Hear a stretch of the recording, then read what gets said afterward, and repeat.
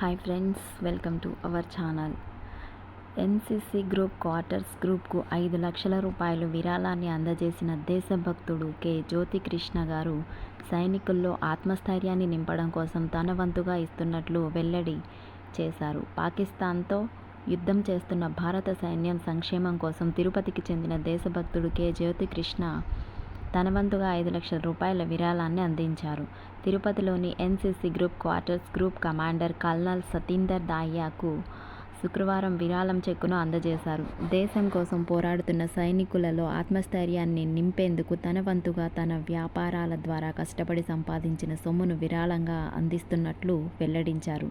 ఈ కార్యక్రమంలో జ్యోతికృష్ణ, ఆయన భార్య, పిల్లలు, తండ్రి శ్రీనివాసులు నాయుడు తదితరులు పాల్గొన్నారు. ఈ విషయం నా ఛానల్లో ఎందుకు పోస్ట్ చేస్తున్నాను అంటే, సైనికులంతా బోర్డర్లో ఉండి వారి ప్రాణాలను లెక్క చేయకుండా వారి కుటుంబాలకు దూరంగా ఉండి దినదినగండం నూరేళ్ల ఆయుష్ అని ప్రాణాలను పణంగా పెట్టి పోరాడుతున్నారు ఫ్రెండ్స్.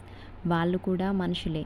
సగటు మనిషికి ఉండే సహజమైన కోరికలు, ఆశలు అన్నీ వాళ్ళకు కూడా ఉంటాయి. కానీ వాటన్నింటినీ అధిగమించి దృఢ నిశ్చయంతో, అమూల్యమైన ఒక సంకల్పంతో సరిహద్దులలో కాపలా కాస్తూ ఉన్నారు. ఎవరి కోసం? భారతదేశం నా జన్మభూమి, భారతీయులంతా నా సహోదరులు అని చిన్నప్పటి నుండి చేసిన ప్రతిజ్ఞకు ప్రాణం పోస్తూ భారతదేశంలో నివసిస్తున్న ప్రతి ఒక్క ప్రాణికి కూడా వారి జీవితాలను అంకితం చేస్తున్నారు. భారతదేశం సుభిక్షంగా ఉండాలన్నదే వారి సంకల్పం.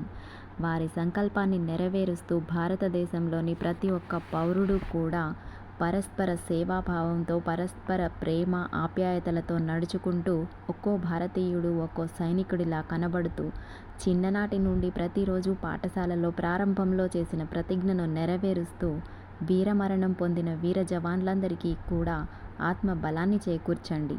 పౌరులారా, ఇలాంటి విపత్కర పరిస్థితులలో సమయస్ఫూర్తితో ప్రవర్తించి సైనికులకు అండగా ఉండండి. భారతీయ పౌరులారా, డబ్బే సాయం చేయాలని కాదు, మీ శక్తిని సాయం చేయాలని కాదు, ఏ విధంగా సమయస్ఫూర్తితో ఎలా సాయం చేయాలా అని ఆలోచించి ఒక ముందడుగు వేయండి.